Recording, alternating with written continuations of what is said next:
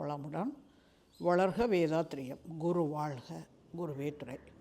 வாழ்க்கை மலர்கள் நாள் ஒரு நற்சிந்தனை. மார்ச் 13. புலன்வழி உணர்வுங்கிறதான் இன்றைய சிந்தனை தலைப்பு. புலன்கள் சொல்லும்போது உறுப்புக்கள், அவயவங்கள் அப்படி சொல்லுவாங்க. அதெல்லாம் ஒன்று சேர்ந்த ஒரு அமைப்புக்கு தான் நம்ம உடல் அப்படி சொல்லிகிட்ருக்கோம். ஒரு மரம் என்று பார்த்தோம்னா அதில் இலை, கிளை, பூவு, பிஞ்சு, காய், கனி எல்லாம் ஒட்டு மொத்தமாக சேர்த்து அது மரம் அப்படின்னு சொல்கிறோம்.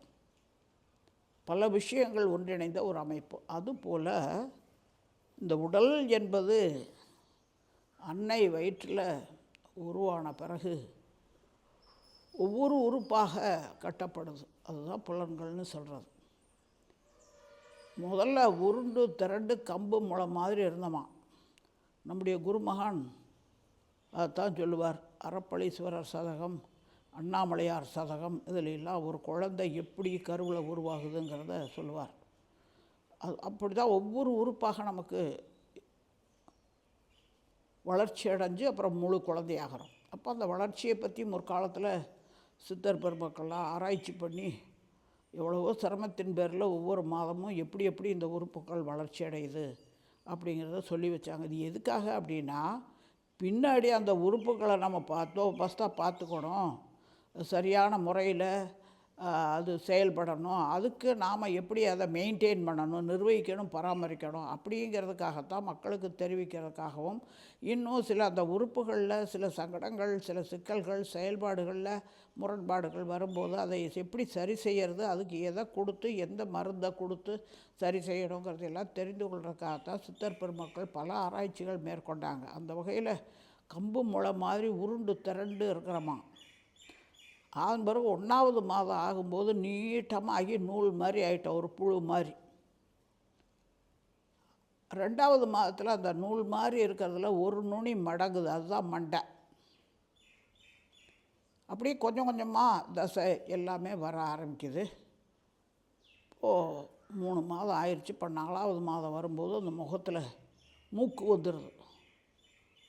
5வது மாதத்தில் காது வந்துடுது. 6வது மாதத்தில் நகங்கள்லாம் வருது. 7வது மாதத்தில் நுரையீரல் கட்டப்பட்டு தனியாக சுவாசிக்க ஆரம்பிச்சிடும். 8வது மாதத்தில் நமக்கு அம்மா வயிற்றுக்குள்ளே இருக்கும்போதே முழுமையாக எல்லா உறுப்புகளும் கட்டப்பட்டுறது. ஆனால் முதல்ல கட்டப்படுறதுங்கிறது பிரெயின் செல்ஸ், மூளை தான். அது வளர்ச்சி அடைஞ்சு தான் அத்தனை உறுப்புகளும் ஒவ்வொன்றா உருவாகி வருது. அப்போ அங்கே கண், காது, மூக்கு எல்லாம் இருக்குது அம்மாவோட வயிற்றுக்குள்ளார நாம் இருக்கும்போதே. ஆனால் ஒன்றுமே செயல்படலை. உணர்வுங்கிறது அம்மாவோட உணர்வு தான் அந்த குழந்தைக்கும் இருக்கும், ரெண்டும் ஒன்றா. அதனால் தனிப்பட்ட முறையில் அது ஒரு குழந்தைக்கு ஏதேனும் ஒரு வயிற்றுக்குள்ளே இருக்கக்கூடிய கருவில் இருக்கக்கூடிய சிசுவுக்கு இதனால் ஒரு பிரச்சனை, உடல் பிரச்சனை, சங்கடம் வந்தாலும் கூட அது அம்மாவுக்கே போய் சேருமே இல்லாமல் குழந்தைக்கு அந்த இன்ப துன்பங்கிறதெல்லாம் அனுபவிக்கிற அந்த உணர்வெல்லாம் இல்லவே இல்லை.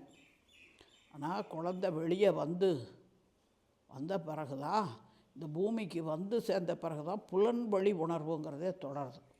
அதுதான் ஒரு காய் தான் கனியாக முடியுமே இல்லாமல், காய்க்குள்ளரையும் கொட்டை இருக்குது, கனியிலையும் கொட்டை இருக்குது, அதுலேயும் சதை இருக்குது, தோல் இருக்குது, இதுலேயும் சதை இருக்குது, தோல் இருக்குது. ஆனால் புதிய உயிரை உருவாக்கக்கூடிய வல்லமை அங்கே முதிர்ச்சி அடைஞ்ச பிறகு இருக்கக்கூடிய அந்த கனிக்கு தான் இருக்குது.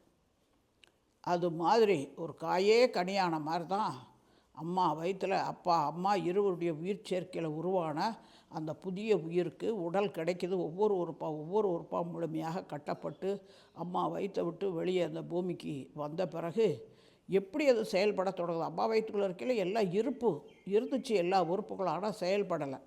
ஆனால் வெளியே வந்த பிறகு தான், இப்போ அதுக்கு ஒரு உதாரணம் சொல்கிறார் பாருங்கள் மகர்ஷி.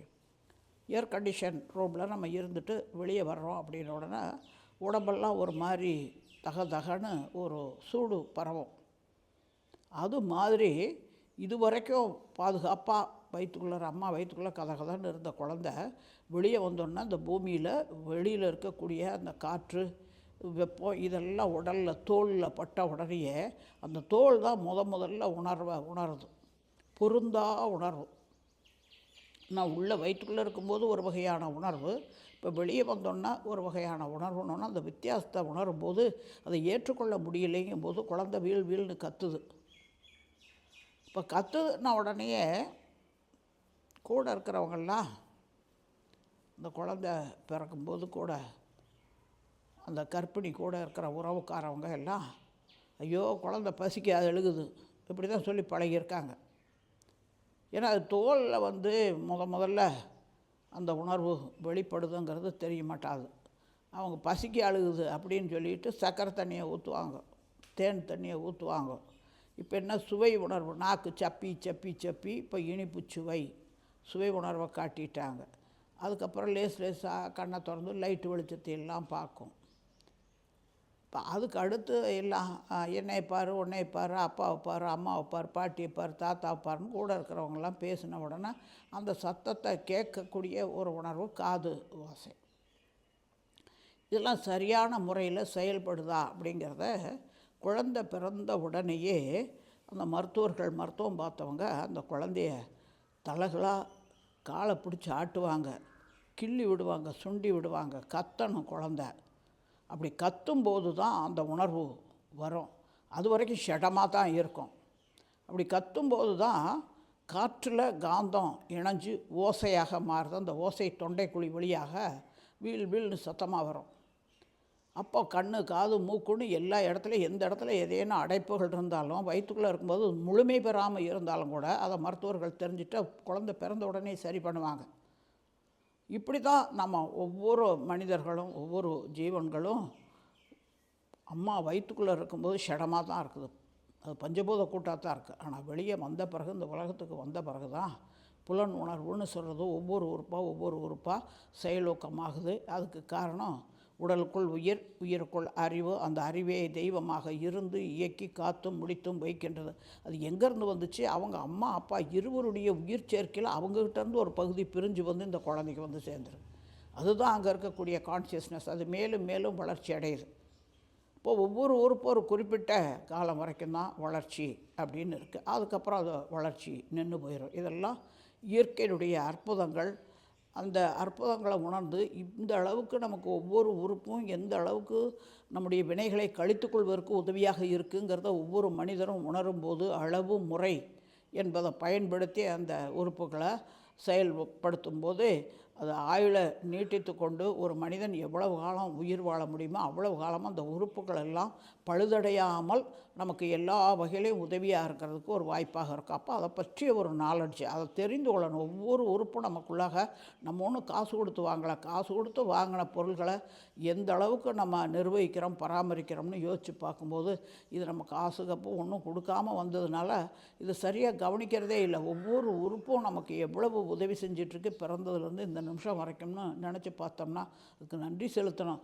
ஒரு கண்ணால் பார்த்து ஒவ்வொரு விஷயத்தையும் சந்தோஷப்படுறோம், அதை பார்க்குறோம், இதை பார்க்குறோம், படிக்கிறோம், எழுதுகிறோம், நம்ம பெரிய அதிகாரியாக ஆகிட்டோம் அப்படின்னா அதுக்கெல்லாம் காரணமான அந்த கண்ணுக்கு இது வரைக்கும் நம்ம நன்றி செலுத்தியிருக்கிறோமான்னு ஒரு நிமிஷம் ஒவ்வொரு மனிதரும் யோசித்து பார்க்கணுங்கிறார் நம்ம குருமகான். அதே போல் ஒரு காது கேட்குது அப்படின்னா அந்த உறுப்புகள் செயல்படாதவங்களோட நிலையை நினச்சி பார்த்தோம் அப்படின்னம்னா அந்த உறுப்புகள் நமக்கு எவ்வளோ உதவி செய்யுதுங்கிற அந்த அருமை தெரியும், சிறப்பு தெரியும். நம்முடைய சிறப்பு நமக்கே தெரியலைங்கிறார் நம்ம குருமகான். அவர் சொன்ன பிறகு தான் நம்மளும் யோசிக்கிறோம். இப்போது பார்வையே இல்லாதவங்க, பிறவிலேயே அந்த மாதிரி இருக்கிறவங்க பார்த்திங்கன்னா எவ்வளவு சிரமப்படுவாங்க. ஆனால் அவங்களும் வாழ்ந்துக்கிட்டு தான் இருக்காங்க. பார்த்தோம்னா அப்போ சாப்பிடும்போது சாப்பாட்டில் ஒரு பூச்சியோ ஒரு கொசுவோ ஈயோ அல்லது ஒரு தலைமசுரோ இருந்துச்சுன்னா இப்போ நமக்கு 2 கண்ணு இருக்கிறனால அதை பார்த்துட்டு எடுத்து போட்டுட்டு சாப்பிட்றோம். யோசனை பண்ணி பாருங்கள், அவங்களால அது முடியாது. அப்போது இருக்கிற பொருள் நமக்கு கிடைச்சிருக்கிற உறுப்புகளை சரியான முறையில் ஒவ்வொருத்தரும் அதை பயன்படுத்துறது மட்டும் இல்லை, அந்த உறுப்பு ஒரு மரணம் சம்பவித்த பிறகு கூட எத்தனையோ பேர் இந்த சமுதாயத்தில் எத்தனையோ மனிதர்கள் அந்த உறுப்பு குறைபாடுகளோட வாழ்ந்துக்கிட்டு இருக்காங்க. அவர்களுக்கெல்லாம் கூட அந்த உறுப்புகளை நம்ம தானமாக கொடுக்க முடியும். மகரிஷி சொல்கிற மாதிரி இரத்த தானம்ங்கிற மாதிரி நம்முடைய ஜீவகாந்தத்தை தானம் செய்கிறோம். அதுபோல் முழுமையாக செயல்படக்கூடிய உறுப்புகளை மற்றவர்களுக்கு கொடுக்கலாம். தானம்ங்கிறது அதுதான். அவங்க கேட்காமையே நம்ம கொடுக்கறது தான் தானம்ங்கிறது. அந்த வகையிலலாம் இந்த உறுப்புகளை கெடுத்துக்கிறதுக்கு நமக்கு ரைட்ஸே கிடையாது. ஏன்னா இது நம்ம ஒன்றும் செய்யலை, இயற்கை இறையாற்றல் நம்முடைய பெற்றோர் மூலமாக கொடுத்தது. அதை நம்ம சரியான முறையில் நிர்வகித்து பராமரித்தோம்னா பயன்படுத்துறது லெபுகாக இருக்கும், அதை மற்றவர்களுக்கும் உபயோகிக்க முடியுங்கிறது தான் இன்றைய சிந்தனையில். அந்த புலன் உணர்வுங்கிறது, அந்த உணர்வுங்கிறது அம்மா வயிற்றுக்குள்ளே இருக்கும்போது ஒன்றுமே கிடையாது, ஜடமாக தான் இருந்தது. அம்மா வயிற்றை விட்டு வெளியே வந்து உலகியலுக்கு வந்த பிறகு தான் ஒவ்வொரு உறுப்பாக அந்த உணர்வு நிலைக்கு வருதுங்கிறது தான் இன்றைக்கி நமக்கு இங்கே நினைவுபடுத்துகிறார் நம்முடைய குருமகான். மேலும் சிந்திப்போம், தெளிவு பெறுவோம். வாழ்க வளமுடன்.